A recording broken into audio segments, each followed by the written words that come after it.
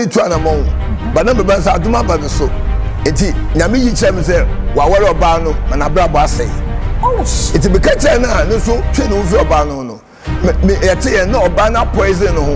it's yet me, Mateo. No, we took Quack Nigeria. We took Quack Nigeria, Bani to Quack Nigeria. Or poison movie actually. No, we took Quack Nigeria. Now, some things say, Messim Memo one dia, but the first word never from. Really? Into Quack Nigeria ban. Number Bano, Nemo me ban won't see me. Because look at the man one. Get the ton tire and Nawaji, get the brand drinks and Waji, be again Baban Waji. One day, number 10 said, get the man in show. Into a new show, where you the TBM.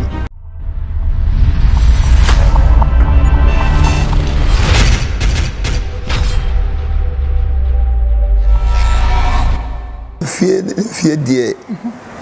mention Dan Kai. So no, but one 30s. Okay. No, but one 30s. All right. But I had no more or the bushing for shell, so I say, and I no more soon be no more baha. Or some no more woman, dear. In fact, Nemo, no Dacro. And I'm say trouble we see on Ninia Bearman Temo or Mufi or Meta Comedy 5. Okay. Jehovah Witness, one.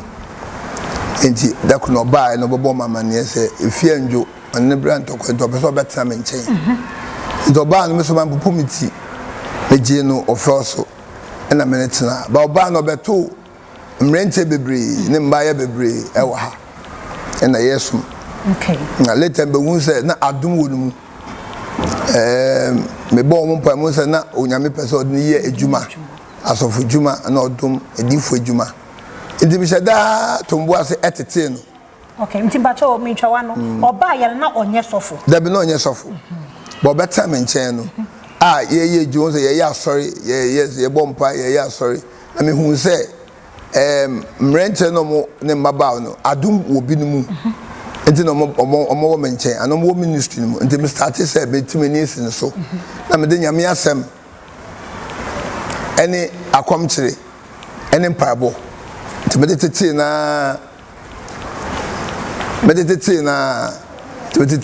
could do baby.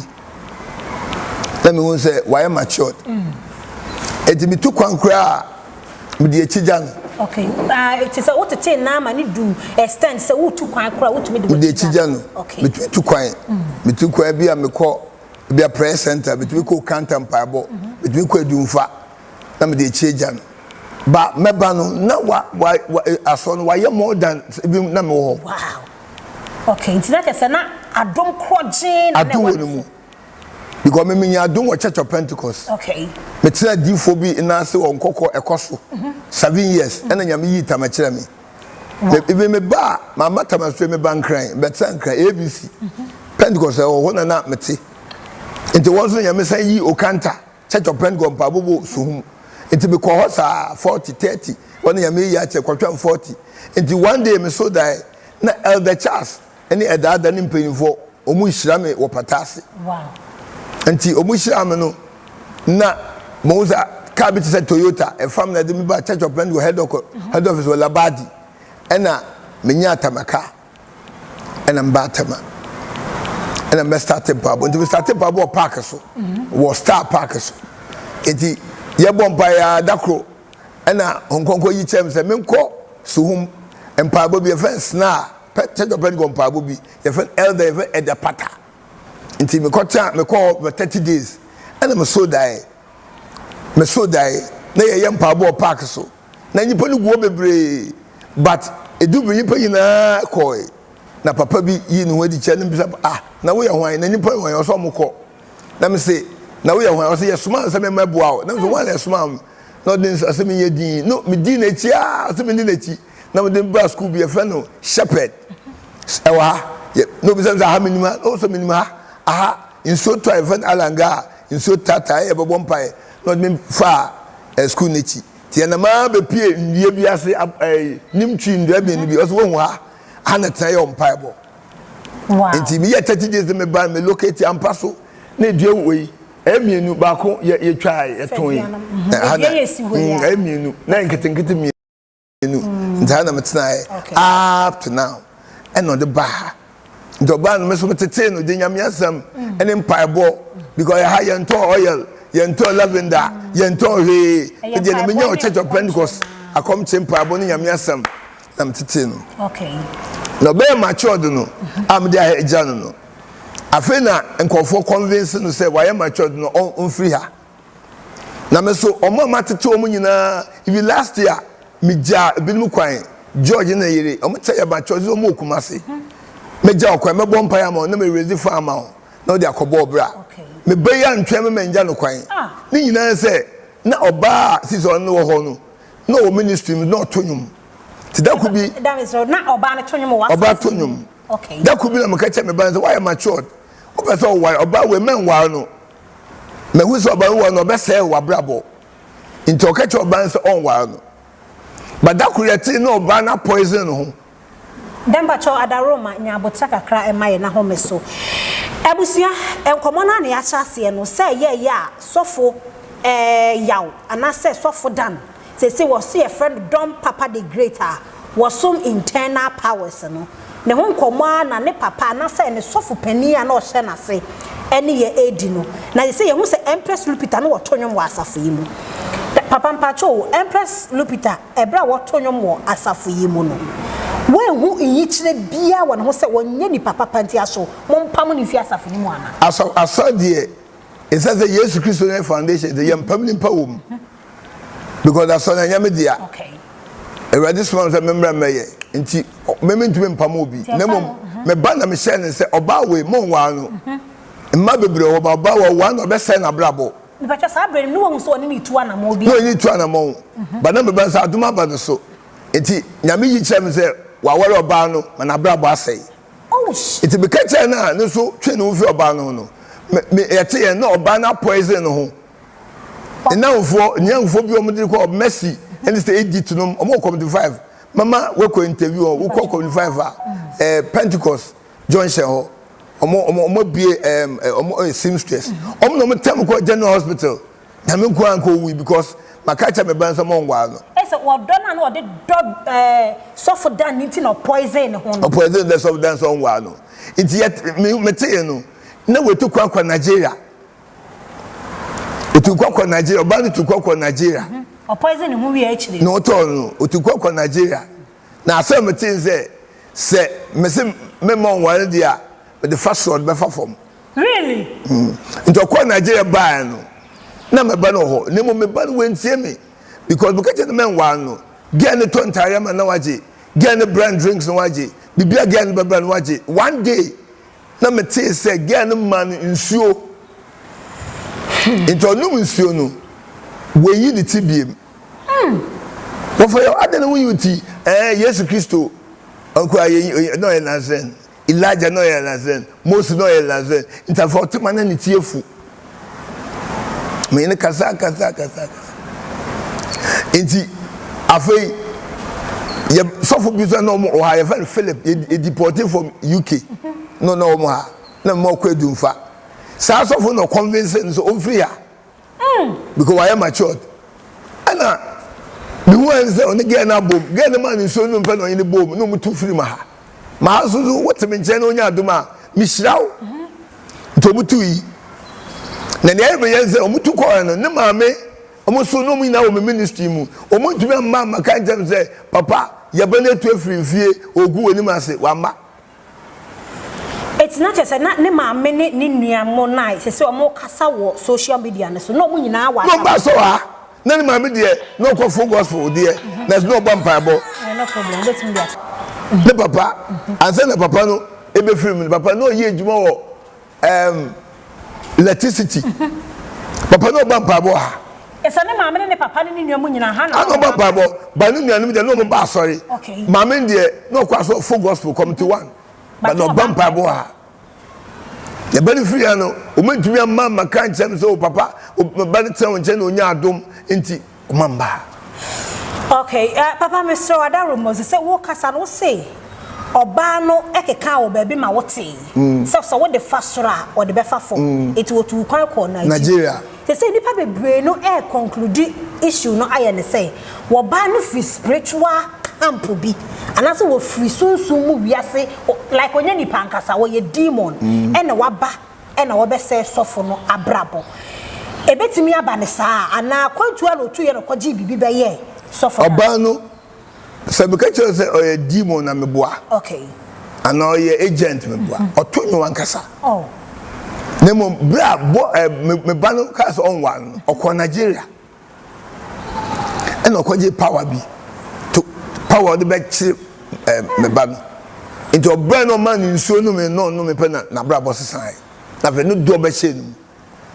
it is so for done and as Don Papa the great ni team you na ayesa no wo sha ase wa so sha to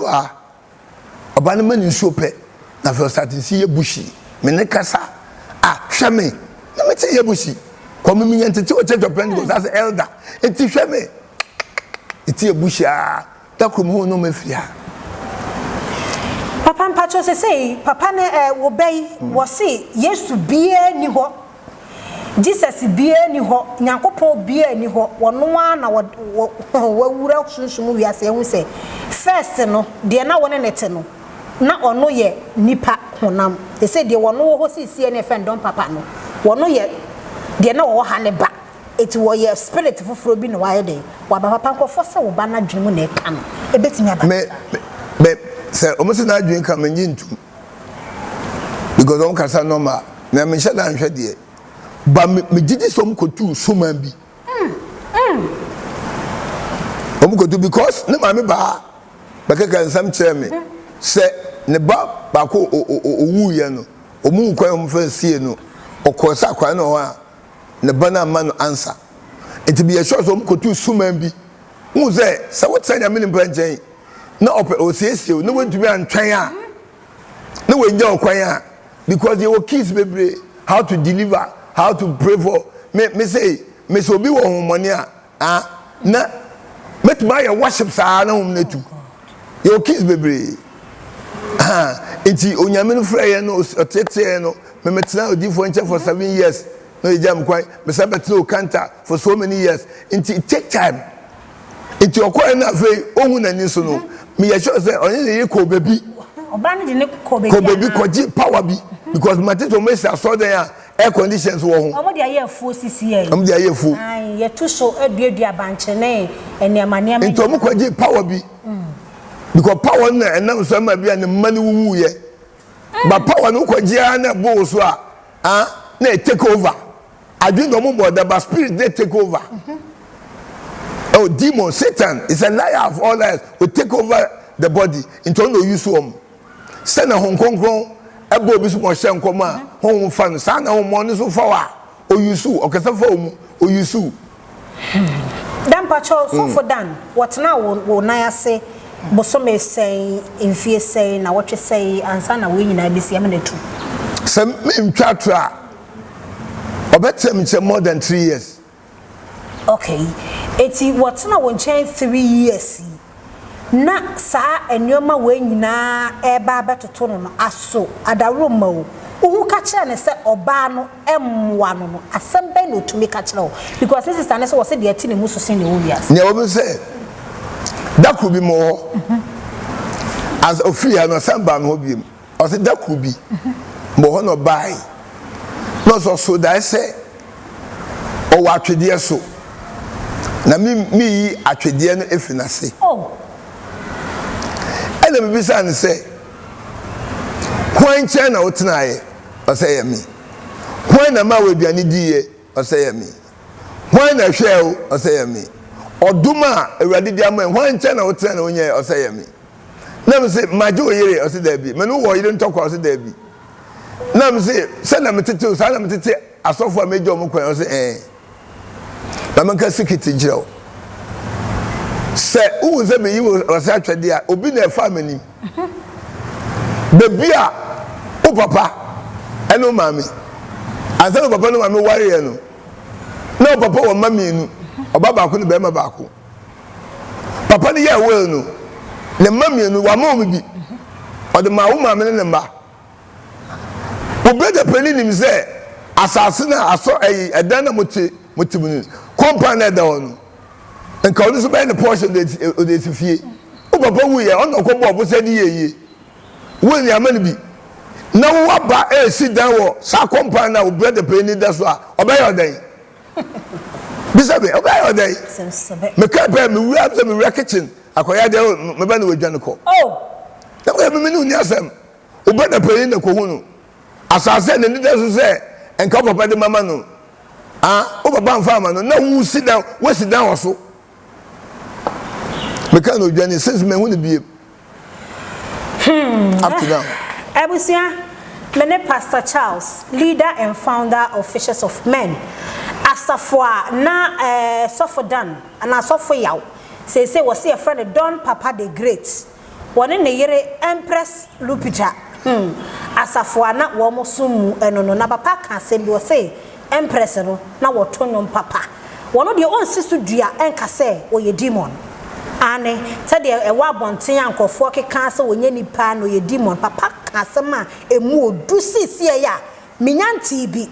wo se ebia wo mukotu nsuman bi ena nsuman no afa wo mo ebusua fa o comment guase ho subscribe na share na my thumbs up comment no fa guase ho my wate papa me say no ba bia dri omo se nyankopon e disappoint wo mo yesu na mbedi nachi wo wa ha no wo disappoint wo mo wakum ne omo ma afa so ne kom wi wo mo pa e wo krisusum na no mo sum ne mu. Is it too late ye betumi ai bibia fa ho ana nyame de o say Israel wo say wo chera de nche na sambra. God is a God of merciful. Yenim say manuenin no Nigeria no kopo ase nanso later nyame fa no be a great evangelist. Nyame mpalido motiasi nyame de ubo be wa wetu obesa adwubiu no we siesiu but I shall win them if they denounce it I didn't know makwaje no and na kutia do mu denounce yesu de why obey wa wetu the yesu only obi ahwe moda because for 30 something nyame frɛ me menye adwuma da na so me didi na me hwɛ nkofo me manu nkofo sika me nkofo sika so asosika nkuta me asosika ya put send the belong the bank no decide what to do but nyame man nkofo hwɛ me for so many years menji aso salary da aso salary menyi bi de mam check da nanso se mama mo kwan na ma brem wan sama nyame no wo wa nkofo ma na me nti me kwa me hwɛ nkola up to now nkola te me nkyɛn opo bi ma kan brem nkola te mo ma te me nkyɛn nkola te me boys te me nkyɛn girls te me nkyɛn me hwɛ wom urade adom enti Yesu Kristo oni obi ahwambo but the one they do yes we do humble because say who ya nyame adwuma na wo hu nani so a eso come back to God stand by papa ye kono ehu niam so boa ye come no better say my mama sabon feche na masam fast and prayer nke yam be storm but oba no convince be because be man yamre into oba no oyedin convince be man di no ko baby ko gi sumai it is a Ghana for the border man but some get to dam the 2 minutes has taken over them because I saw them in commission obi say nkoma honkonko fa no take over the body and the way suman am ko tu no and they take over na mom kasa to me say man no abampa for the momboa wom sabodo mo ko psychiatria momfo wo no momboa wom na sa dey because momboa ma wom man na fi om nsa ya we a good Christ sume animals a good Christ of animals amo bia ka de opɛ to me say mama yemboa wom na me say nyame be san je om biem